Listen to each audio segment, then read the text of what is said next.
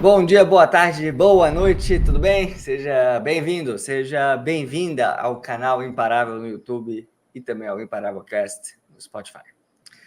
Maria do Socorro Cunha Santos nasceu em Vila Nova do Piquiá, uma pequena comunidade rural com apenas 250 habitantes no interior do Pará, e enfrentou desde cedo a dura realidade de uma vida simples.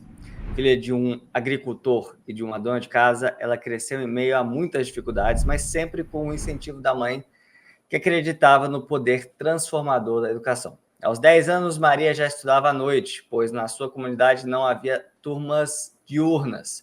Para cursar o ensino médio, ela enfrentava uma jornada diária de 18 quilômetros para chegar à escola, muitas vezes precisando voltar a pé quando o transporte escolar não funcionava.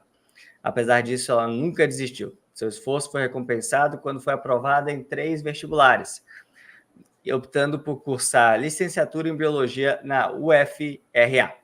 Na universidade, enfrentou novos desafios, como aprender a usar um computador, algo que ela nunca teve contato antes. Mesmo assim, Maria se manteve firme, conciliando os estudos com o trabalho de cuidadora social em plantões noturnos para pagar suas despesas. O ponto de virada em sua história foi quando decidiu estudar para o concurso de escrivã da Polícia Civil do Pará, mesmo sem ter formação jurídica. Enfrentando dúvidas e crises de ansiedade, Maria se dedicou completamente aos estudos, seguindo as dicas dos professores do GRAM, fazendo questões, revisando as leis e aproveitando cada minuto livre para se preparar. Sua determinação foi mais forte do que qualquer obstáculo. Ela sonhava em sair do emprego de cuidadora social e conquistar um cargo que trouxesse mais estabilidade e oportunidades para a sua família.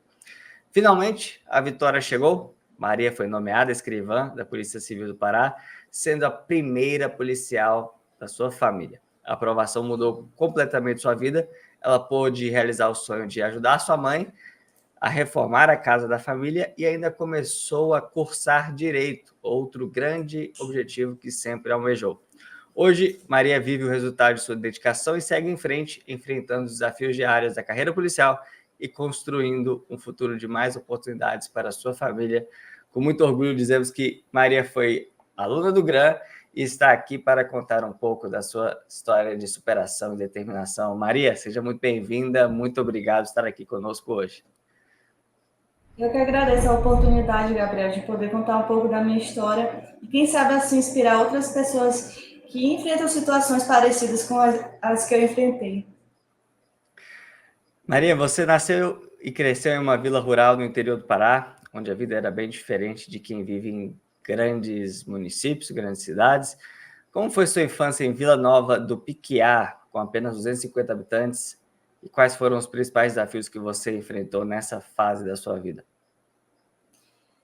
Inicialmente, meus pais, eles viviam num terreno e quando eu tinha cerca de 5 anos, eles resolveram morar na comunidade mais próxima, que era a Vila Nova do Piquiá, até mesmo para proporcionar a oportunidade de nós estudarmos. Eu tive uma vida muito simples. Para se ter uma ideia, a casa que eu morei até os 16 anos era uma casa de tábua, coberta com cavaco, que é uma espécie de telha improvisada, muito comum aqui nas zonas rurais do Pará. Quando eu tinha 10 anos e ia cursar a quinta série, que hoje é a atual sexto ano, não formou turmas diurnas, porque a maioria das pessoas que se matricularam nesse ano eram adultos, então optaram por fazer uma turma noturna. E eu, com 10 anos, comecei a estudar à noite. Eu lembro que a minha mãe, que sempre foi a minha grande incentivadora, ela fazia questão de eu dormir à tarde, mesmo por vezes eu não tá eu sem querer, mas ela fazia eu ficar deitada até dormir. E o meu pai, ele me esperava todos os dias na casa da minha avó paterna, porque tinha um trecho escuro da escola até eu chegar na minha residência. E ele me esperava na minha avó e me trazia todos os dias para casa. Quando eu fui cursar o ensino médio, eu tive que ir para uma comunidade vizinha, uma comunidade a cerca de 18 quilômetros de onde eu morava. E para isso eu fazia uso de transporte escolar. Por vezes aconteceu de eu ter que voltar para casa a pé com os outros alunos, porque o ônibus que nos trazia apresentou algum problema no trajeto. E também teve situações de eu ter que voltar para casa a pé, porque tinha alguma ponte quebrada e impossibilitava do ônibus nos deixar em casa. E eu lembro muito bem que quando eu estava próximo de terminar o ensino médio, eu tinha uma grande preocupação.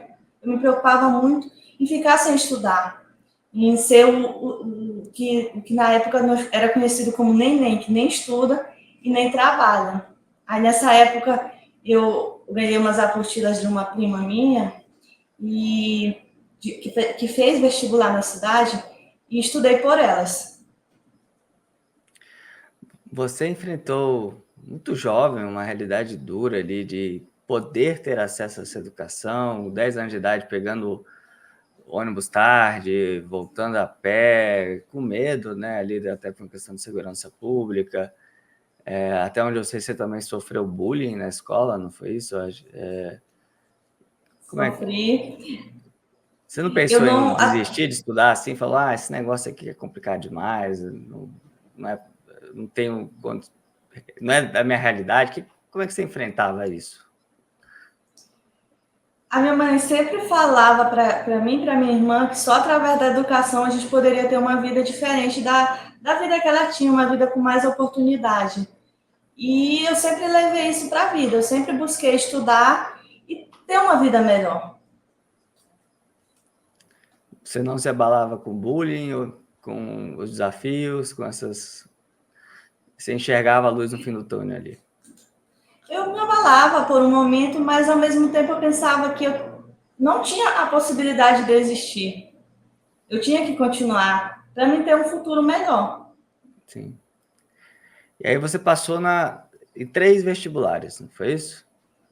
Sim, eu passei em 2 universidades públicas, curso de Biologia e Matemática, e uma bolsa integral numa universidade particular no curso de Letras. Acabei optando por fazer Biologia e ter a oportunidade de viver o ambiente de uma universidade federal.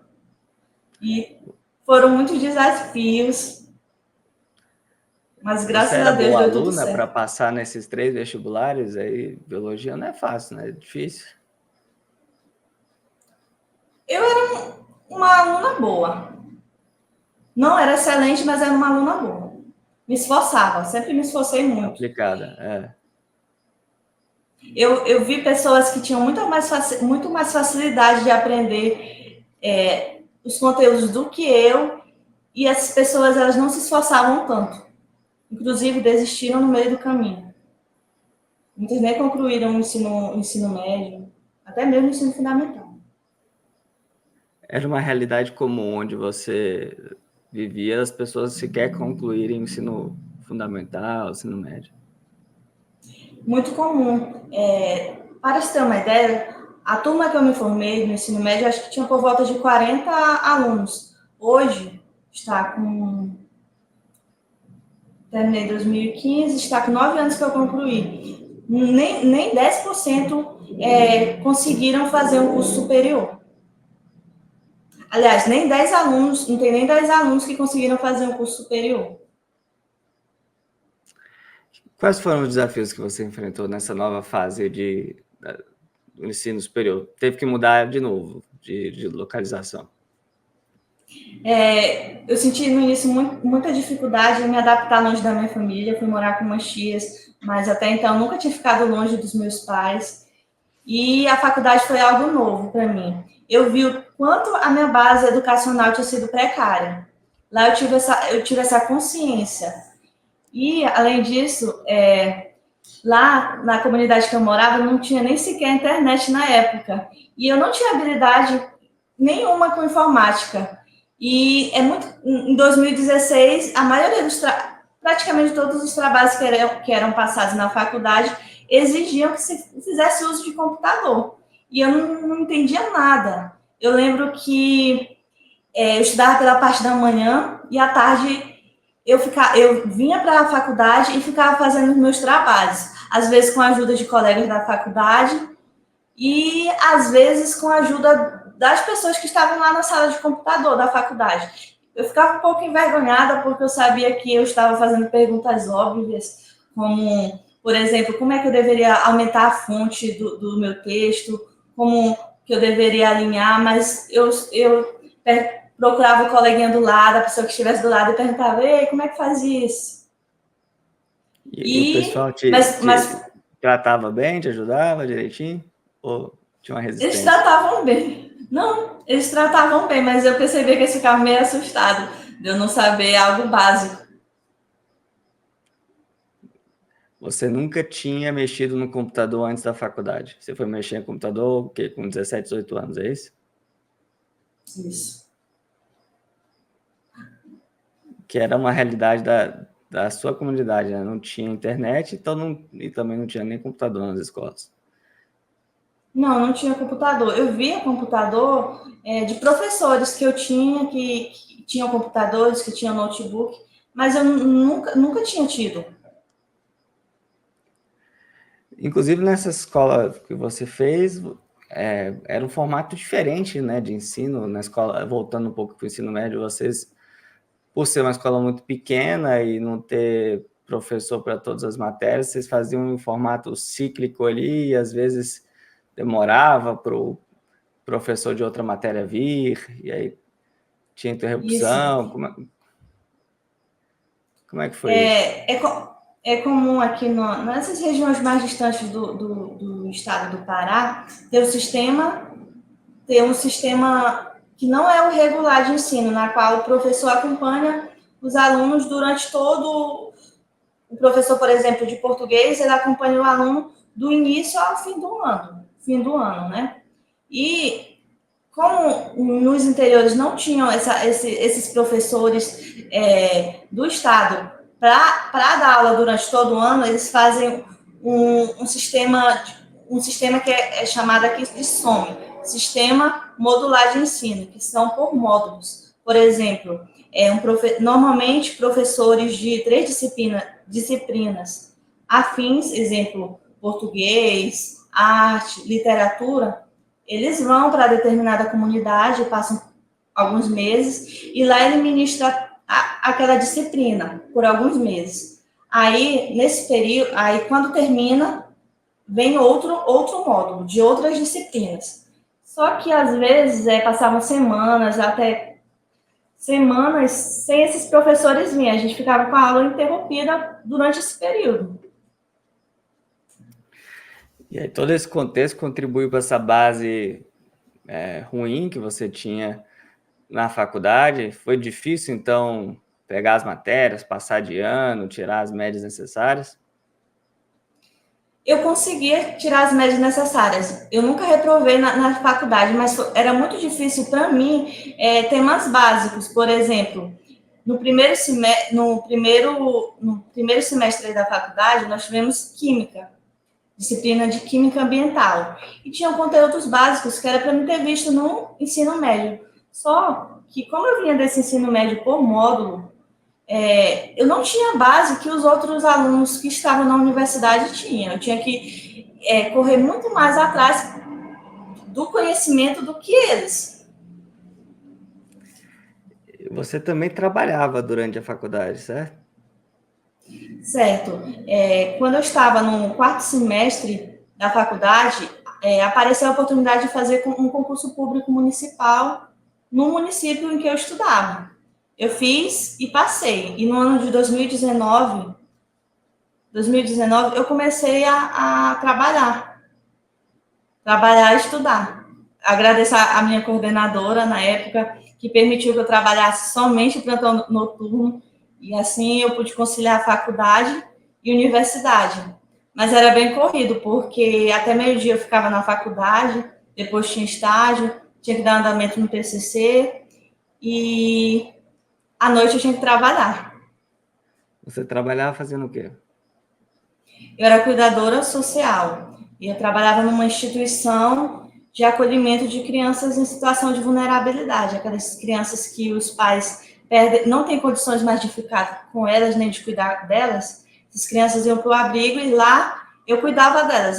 Fazia o trabalho de uma mãe, cuidava delas. Eram muitas crianças, várias realidades, crianças, adolescentes. Um trabalho puxado, né, para fazer à noite depois de um dia tão cansativo. Isso. E eu era uma menina de 20 anos, nunca tinha cuidado de criança na época. E aí você se formou da faculdade, conseguiu um emprego de imediato, como é que foi? Não. Como eu já trabalhava no abrigo e era concursada, eu tinha na minha cabeça que para mim sair do abrigo, do lugar onde eu trabalhava, eu teria que passar em outro concurso público. Então, eu planejei que em 2020 eu ia estudar e ser aprovada no concurso público e ia sair do meu emprego, porque eu não me adaptei à realidade do meu emprego. Tinha muitas dificuldades, eu achava que eu era mal remunerada e eu queria muito sair de lá. Só que em 2020 veio a pandemia, suspensão de concurso público e eu fiquei sem perspectiva. Eu já tinha um quadro de ansiedade na faculdade, mas eram raros as crises. Mas no período de pandemia eu comecei a ter crise de ansiedade frequente, porque eu fiquei longe da minha família, não podia visitar por um tempo, não via perspectiva de aprovação em concurso público, porque todos os concursos haviam sido suspensos, e tinha tido meu plano frustrado de sair do meu trabalho.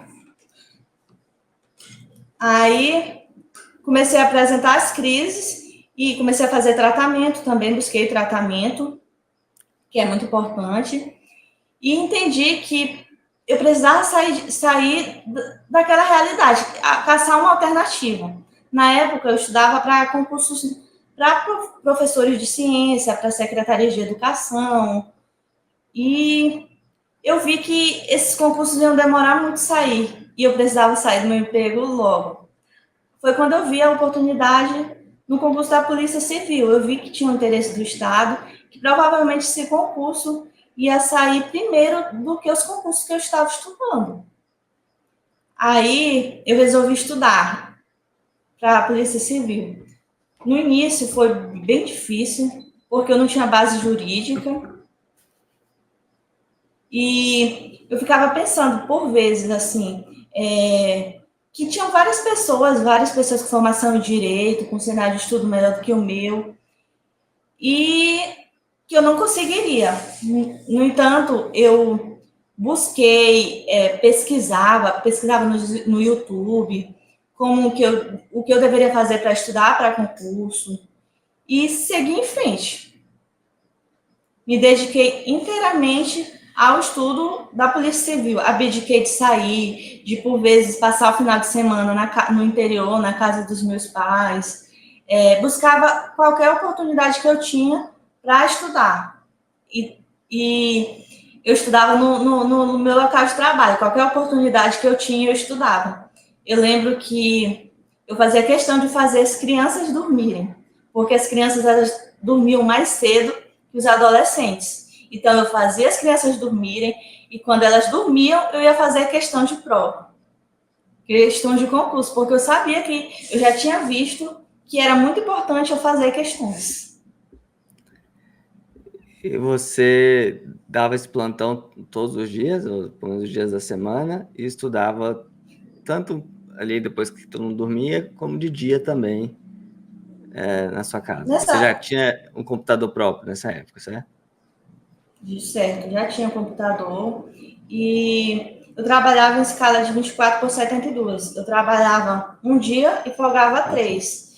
E quando eu digo que o que motivou também a estudar, a ter força para estudar, foi eu ver a necessidade de sair daquele emprego. Porque eu lembro que cada vez que acontecia uma situação que eu não gostava, eu pensava, não, eu tenho que estudar, eu tenho que sair daqui. E às vezes eu chegava em casa e lembrava de como tinha sido o meu plantão e dizia, não, eu vou estudar porque eu vou sair desse emprego. Como é que foi o dia da prova para você? Eu já tinha estudado por mais de um ano, exclusivamente para esse concurso da Polícia Civil. E quando eu cheguei no local de prova, eu vi vários estudantes, alguns assim, que demonstravam para mim estar muito preparados, vi alguns revisando. E nesse momento eu comecei a chorar e fiquei imaginando tudo que eu já tinha passado, esses mais de um ano dedicado só a esse concurso, às vezes que eu tinha abdicado de ficar com a minha família para estudar para esse concurso, e que tudo poderia acabar ali, né? Porque se eu não fosse aprovada, teria que começar a estudar do zero para outro concurso, porque eu não tinha, não podia na época usar esse conhecimento que eu tinha estudado para fazer outros concursos da Polícia Civil em outros estados. Eu não tinha essa possibilidade. Porque você teria que abrir mão do emprego. Não, questão financeira. Eu não tinha condição de me deslocar para outros estados, pagar passagem, pagar hotel, para fazer provas em outro estado. Só podia fazer aqui no Pará. E aí você fez a prova, sentiu que tinha ido bem? Eu fiz as duas provas. Eu fiz primeira de investigador, que foi no período da manhã. Achei que não tinha me saído tão bem. E à tarde eu fiz a de escrivão. Escrivão eu tive a sensação que eu tinha me saído melhor. Eu fiz a correção prévia, com gabarito prévio que o grande distribui, que após as provas ele sempre faz a correção, né? E fiquei aguardando. Vi que eu tinha chance, falei para minha mãe, falei para o meu namorado, pedi para eles guardarem segredo, que eu não queria que ninguém soubesse, só queria contar para as pessoas quando tivesse dado tudo certo. E aí, quando é que deu tudo certo? Quando é que você teve a notícia ali que você estava aprovado? Eu acabei passando como... Não passei dentro das vagas. E mesmo assim eu continuei a fazer as fases. Eu fiz o TAF, fiz o psicológico, os exames médicos, a avaliação social. E eu só tive certeza que tinha dado certo no momento que eu fui convocada para o curso de formação. E eu lembro que eu acordei cedo nesse dia para olhar o diário oficial, liguei para o meu namorado, liguei para minha mãe, que foram as pessoas que sabiam do que eu estava fazendo, do que eu estava tentando, e eram as pessoas que me apoiavam. Foi muito emocionante contar para eles que tinha dado certo, que eu tinha sido aprovada. Você chorou também? Você chorou no dia da prova? Chorou nesse dia aí da vitória? Não, no dia da vitória eu não chorei, não. Foi só alegria. Choro de alegria, tô falando. Não. E como é que a sua vida mudou depois? Você já atua como policial, certo? Você já está efetivada, já recebe sua remuneração, já está trabalhando, correto? Correto, eu trabalho há mais de 2 anos, sou policial civil e minha vida mudou completamente. Eu consegui realizar muitos sonhos, consegui reformar a casa da minha mãe, ajudar ela a reformar essa casa e conseguir proporcionar uma qualidade de vida melhor para minha família. Além disso, eu gosto muito da sensação de poder comprar pequenas coisas que eu não tinha oportunidade quando eu era criança, de poder comprar uma simples roupa que eu gostar na loja, um calçado que eu gostar, de poder presentear as pessoas que eu gosto, das pessoas que eu amo. Quando você foi depois que você começou a trabalhar, uma das coisas que você presenteou foi o seu pai com o celular, né? Não é isso? Isso, eu fiz questão de presentear meu pai com celular. Ele não tinha celular. Não tinha celular. Nunca tinha tido celular e eu fiz questão de presenteá-lo. E aí você também começou a faculdade de Direito, já está aí acho que é quarto semestre, né? Isso. Mirando voos mais altos ainda. Com certeza. E quando eu era criança, eu sonhava em fazer direito, só que com o tempo aquele sonho foi se perdendo, porque eu vi que para a minha realidade ia ser muito difícil eu conseguir conquistar. E com o tempo eu quis me tornar professora, porque eu achava um cargo mais palpável, porque eu via pessoas na minha comunidade sendo professoras. Então, é mais uma realização de um sonho, que é poder cursar o direito, curso de direito. Maria, você tem uma história de vida belíssima, muita luta, muita força, muita superação. Qual conselho você daria para quem está nos acompanhando hoje, possivelmente passando por momentos difíceis, possivelmente vem de origem muito simples, como você vem, e às vezes precisa ser aquela primeira pessoa da família a quebrar as barreiras, romper os paradigmas? Qual conselho você daria para essa pessoa não desistir, para essa pessoa ser imparável? Eu aconselho as pessoas a estudarem e nos momentos difíceis, no momento de pensar que a gente pense em desistir, que pense que não vai dar certo, orar, pedir a Deus para lhe dar força, de conceder a aprovação. E eu lembro que quando eu estudava, eu fazia isso. Nos momentos difíceis, eu pedia força a Deus, orava para me conceder a aprovação. E depois eu pensava, não, agora eu vou estudar, porque eu vou fazer a minha parte, que é estudar, que Deus vai fazer a dele, que é me conceder a aprovação. Porque não adianta a gente só sonhar, só querer e não correr atrás dos nossos sonhos. Sim. Maria, muito obrigado pela sua participação aqui. Foi um prazer conhecer ainda mais a sua história, poder conhecê-la também, né? A gente conversou pelo Instagram e sempre uma honra poder saber aí dos resultados dos nossos alunos. Muito obrigado. Eu que agradeço. Tchau. E muito obrigado a você que nos acompanha aqui no canal Imparável. Pedimos que deixe seu like, seu comentário, que assine nosso canal, ative as notificações clicando aí no sininho para receber todos os conteúdos que nós estamos por aqui toda quinta-feira às 19 horas. Se você está no Spotify, siga esse podcast, acompanhe esse podcast que também vai ao ar todas as quintas às 19 horas. Já temos esse programa há mais de 6 anos, ou há quase 6 anos, melhor. E planejamos continuar por muito tempo para incentivar as pessoas a nunca desistirem, a serem imparáveis. Até a próxima, fique com Deus. Tchau, tchau.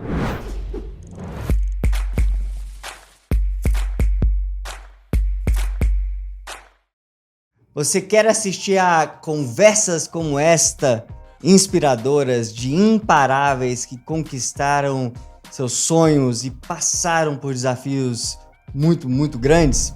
Então inscreva-se no canal Imparável, acompanhe centenas de entrevistas como esta e também assista aos novos depoimentos, às novas conversas toda quinta-feira às 19 horas aqui no canal.